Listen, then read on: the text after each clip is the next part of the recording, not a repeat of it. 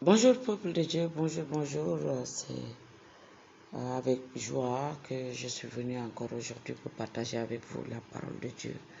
La parole de Dieu qui est oui et amen.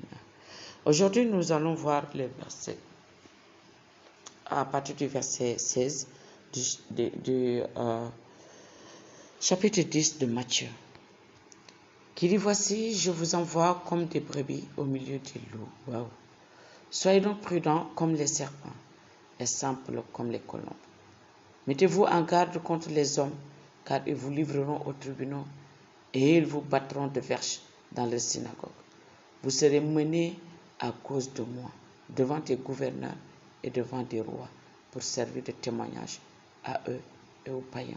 Mais quand on vous livrera, ne vous inquiétez ni de la manière dont vous parlerez, ni de ce que vous direz.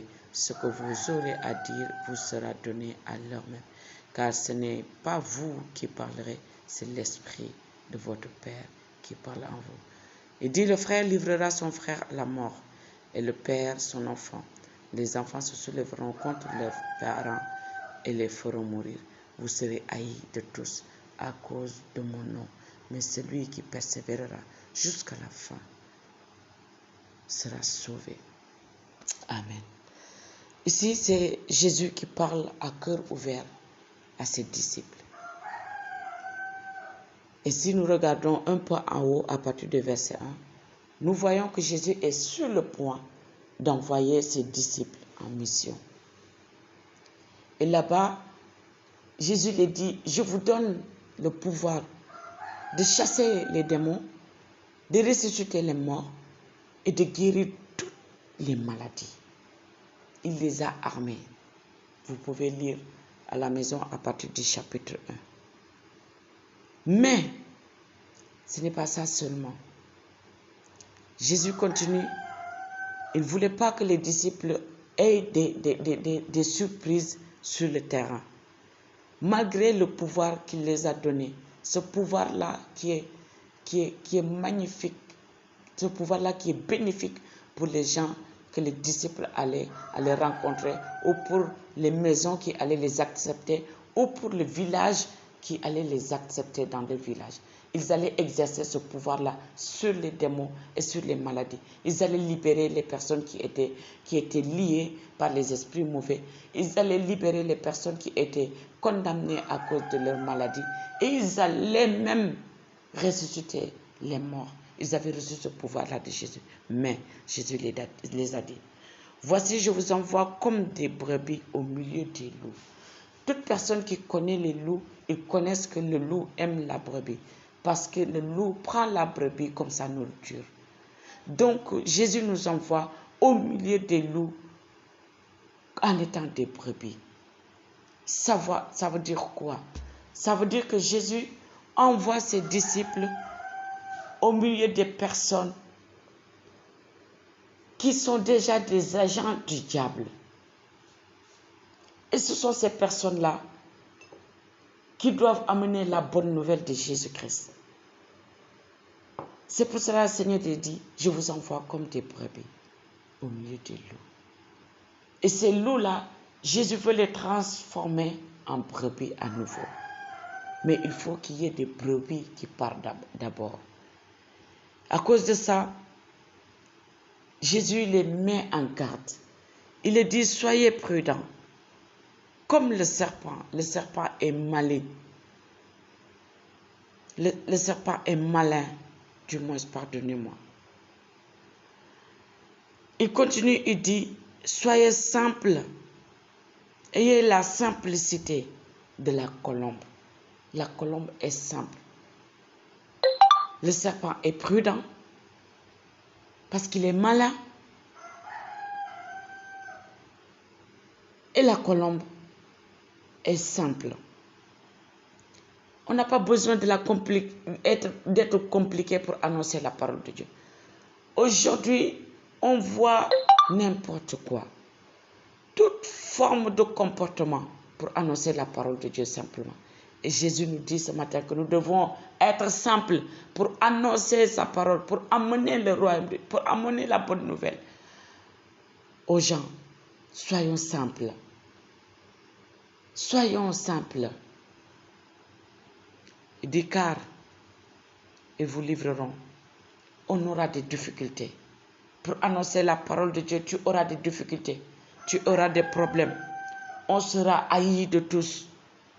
On aura des ennemis. Nous sommes des brebis. Et les loups, quand ils voient les brebis, ils les attaquent. Nous sommes la lumière du monde, Jésus a dit. Forcément, si on entre dans les ténèbres, ils seront choqués. Parce que Jésus va dire que tout ce qui est caché, il sera mis au dehors. Tout le monde le saura. Donc, si la lumière entre dans les ténèbres, il dévoile leurs œuvres. Et si tu dévoiles les œuvres de quelqu'un, ce quelqu'un-là, au début, il ne sera pas content. Il va se défendre. Mais aujourd'hui, qu'est-ce qu'on entend? Surtout sur Internet. L'évangile de la facilité. L'évangile où tout est nickel. On te dit que si tu viens à Jésus-Christ, devenir son disciple, tout va aller bien. Tu n'auras pas de problème. Tu n'auras pas de difficulté. Tout ton truc va aller bien. Tu seras à l'aise. Tu seras vraiment comblé de tout. Ta vie sera... Il y aura aucune difficulté. Tu vas vivre dans le bonheur et dans la paix. 24 heures sur 24. 12 mois sur 12. Revenons à la parole de Dieu. Si on est disciple de Jésus-Christ, on aura des tribulations, on aura des difficultés, on aura des problèmes, on va les vivre. Si Jésus va jusqu'à dire que vous serez amenés dans les tribunaux, ça veut dire qu'on va nous accuser faussement. Gloire à Dieu, si on t'amène devant les tribunaux et que l'accusation qu'on a portée sur toi est fausse, réjouis-toi, le Seigneur dit que il ne faut pas avoir peur, parce qu'en cet instant même, lui, il est là par son esprit. Et c'est l'Esprit de Dieu qui va nous donner les paroles qu'on va répondre, les paroles qu'on va prononcer devant ces tribunaux. Ce n'est pas... Qu'est-ce que je veux dire? C'est que si on nous amène devant les tribunaux, excusez-moi, Jésus dit que c'est pour témoigner. Alléluia. C'est pour témoigner. Donc, frères et sœurs, si nous sommes dans les problèmes, dans les difficultés, alors que nous n'avons rien fait, j'ai dit bien, alors que nous n'avons rien fait, nous n'avons rien à nous reprocher, n'ayons pas peur, le Seigneur est là. N'ayons pas peur, le Seigneur est là. Mais ce qu'il faut savoir, c'est que nous devons témoigner de Jésus-Christ. Et ce n'est pas que nous témoignons Jésus-Christ que nous n'aurons pas de problèmes. Ce n'est pas que nous témoignons Jésus-Christ que nous n'aurons pas de difficultés. Parce que notre ennemi, le diable, il va nous créer des problèmes. Et nous avons le devoir de traverser ces difficultés-là. Tu vas entendre que Jésus nous épargne des difficultés. Oui, il nous épargne des difficultés parce qu'il nous... Excusez-moi. Parce qu'il nous fait traverser ces difficultés-là. Et il nous amène vers la porte de sortie. Frères et sœurs, ce que je voudrais vous dire ce matin, c'est que en tant que chrétiens, nous aurons des problèmes. Même si tu es quelqu'un qui annonce l'évangile jusqu'aux extrémités de la terre, Jésus te dit ce matin, il faut s'attendre à tes difficultés. Donc, si quelqu'un te dit que un chrétien n'aura pas de problème, ne le crois pas.